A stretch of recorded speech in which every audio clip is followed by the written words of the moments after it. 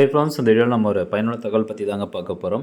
அதாவது இப்போ நீங்கள் ஒரு தனி வீடு வாங்க போகிறீங்க, அல்லது ஒரு அப்பார்ட்மெண்ட் வாங்க போகிறீங்க, அல்லது ஒரு ஃப்ளாட் வாங்க போகிறீங்க, இல்லை ஒரு வில்லா வாங்க போகிறீங்க அப்படின்னா உங்களுக்கான ஒரு மகிழ்ச்சியான செய்தி தான் அது. அதாவது முத்திரைத்தாள் மற்றும் பதிவு கட்டணத்தில் ஒரு சில பர்சன்டேஜ் வந்து உங்களுக்கு ரெடியூஸ் ஆகுது.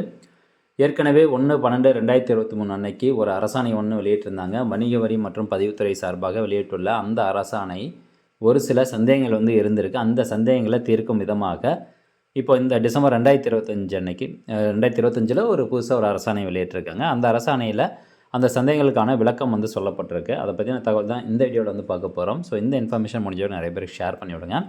இந்த அரசாணைக்கான பிடிஎஃப் ஃபைலு நம்ம சேனல் டிஸ்கிரிப்ஷனில் இருக்குது. ஸோ அந்த லிங்கை கிளிக் பண்ணி நீங்கள் டவுன்லோட் பண்ணிக்கலாம். அதாவது 23/12/2025 அன்னைக்கு additional inspector general of registration தரப்பிலிருந்து இந்த அரசாணையை வந்து ஃபுல்லாக சர்க்குலேட் பண்ணுறதுக்கு சைன் ஆஃப் வந்து பண்ணியிருக்காங்க. இந்த அரசாணை தயாரித்த தேதி 19/12/2025. அரசாணை நிலை எண் 166. கமர்ஷியல் டேக்ஸஸ் அண்ட் ரெஜிஸ்ட்ரேஷன் டிபார்ட்மெண்ட்லேருந்து இந்த அரசாணை வெளியிட்டிருக்காங்க.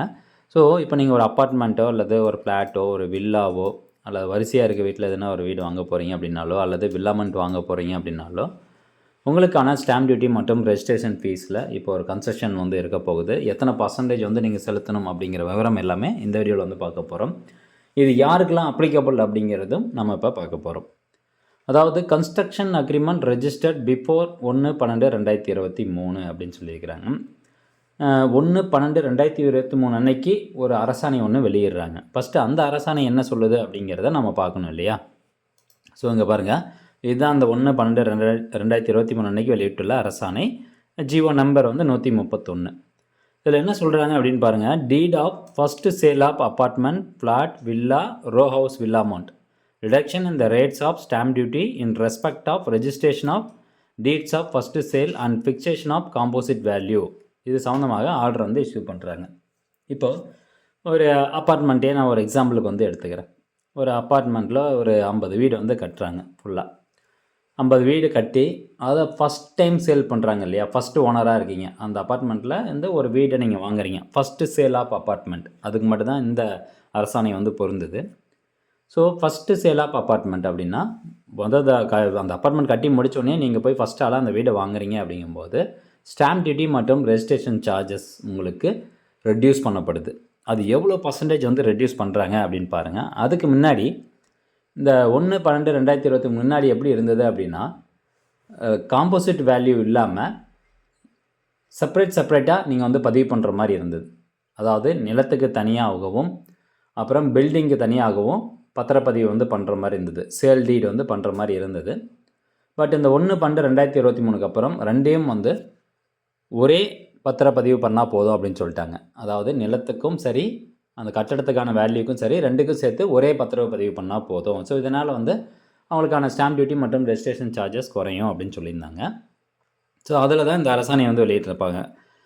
இதில் ரெஜிஸ்ட்ரேஷன் சார்ஜஸ் எவ்வளோ சொல்லியிருக்காங்க அப்படிங்கிறத பாருங்கள். இங்கே பாருங்கள், இப்போ நீங்கள் 50 லட்ச ரூபாய்க்கு கீழே ஒரு அப்பார்ட்மெண்ட் வாங்குறீங்க, அப்பார்ட்மெண்ட்டில் ஒரு வீடு வாங்குறீங்க அப்படின்னா stamp duty charges present rate என்ன இருக்குது அப்படின்னு 2023 சொல்லியிருக்காங்க. ப்ரெசன்ட் ரேட் வந்து 5%, டிரான்ஸ்பர் டியூட்டி 2%, ரெஜிஸ்ட்ரேஷன் ஃபீ 2%, மொத்தமாக 9% பேயபிள் பண்ணுற மாதிரி இருந்தது. எப்போது 1/12/2023 முன்னாடி. அதுக்கப்புறம் இந்த காம்போசிட் வேல்யூ இன்ட்ரடியூஸ் பண்ணதுக்கப்புறமா ஸ்டாம்ப் டியூட்டி பாருங்கள் 5%லேருந்து 2.86% குறைச்சிட்டாங்க. டிரான்ஸ்பர் டியூட்டி 2%லேருந்து 1.144% குறைச்சிட்டாங்க. ரெஜிஸ்ட்ரேஷன் ஃபீஸ் பொறுத்த வரைக்கும் 2%, அது அப்படியே தான் மெயின்டைன் ஆகுது.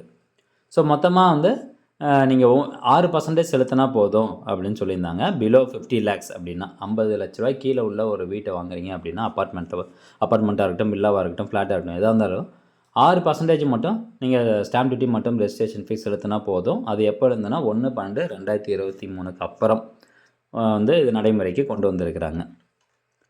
அதே மாதிரி 50 லட்ச ரூபாயிலிருந்து 3 கோடி ரூபாய்க்குள்ள வீடு வாங்குகிறோம் அப்படின்னா 7% வந்து செலுத்தணும். 3 கோடி ரூபாய்க்கு மேலே இருக்கக்கூடிய வீட்டுக்கு 9% செலுத்தணும் அப்படின்னு சொல்லியிருந்தாங்க.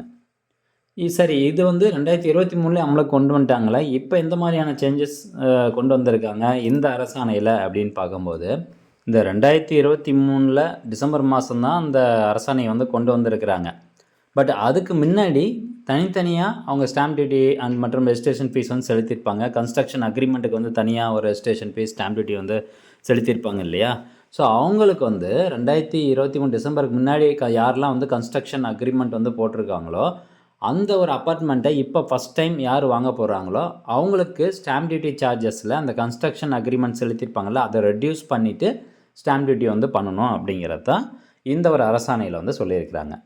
ஸோ ஸ்டாம்ப் டியூட்டி அதே மாதிரி ரெஜிஸ்ட்ரேஷன் சார்ஜஸில் எந்த ஒரு மாற்றமும் இல்லை, 2% அப்படியே தான் கண்டினியூ ஆகுது.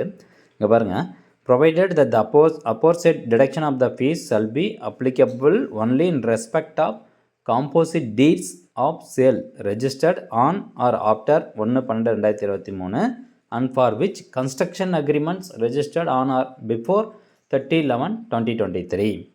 அதாவது 30/11/2023 முன்னாடி கன்ஸ்ட்ரக்ஷன் அக்ரிமெண்ட் போட்டிருந்த அந்த ஒரு அப்பார்ட்மெண்ட் 1/12/2023 அப்புறம் யாராவது ஒரு நபர்கள் ஃபஸ்ட் டைம் போய் வாங்குறாங்க அப்படின்னா அந்த காம்போசிட் டீட்ஸ் ஆஃப் சேல் வேல்யூவில் இந்த கன்ஸ்ட்ரக்ஷன் அக்ரிமெண்ட்டுக்கு ரெஜிஸ்டர் பண்ணாங்க பார்த்தீங்களா, இதனுடைய ஸ்டாம்ப் டியூட்டி மற்றும் ரெஜிஸ்ட்ரேஷன் சார்ஜஸை குறைக்கணும் அப்படின்னு இப்போ ஒரு அரசாணையில் வந்து தெளிவுபடுத்தியிருக்கிறாங்க.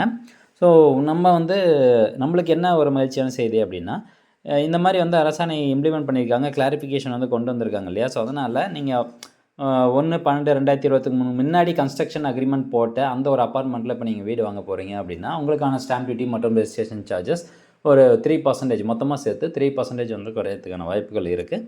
ஸோ இதை வந்து நீங்கள் தெரிஞ்சுக்கோங்க. இந்த இன்ஃபர்மேஷன் முடிஞ்சவங்க நிறைய பேர் ஷேர் பண்ணுங்கள். இந்த 2 அரசாணைக்கான பிடிஎஃப் லிங்க்கும் நான் டிஸ்கிரிப்ஷனில் வந்து கொடுத்துட்றேன். உங்களுக்கு வேறு எதனா சந்தேகம் இருந்தது அப்படின்னா கீழே கூடிய கமெண்ட் செக்ஷனில் கமெண்ட் பண்ணுங்கள்.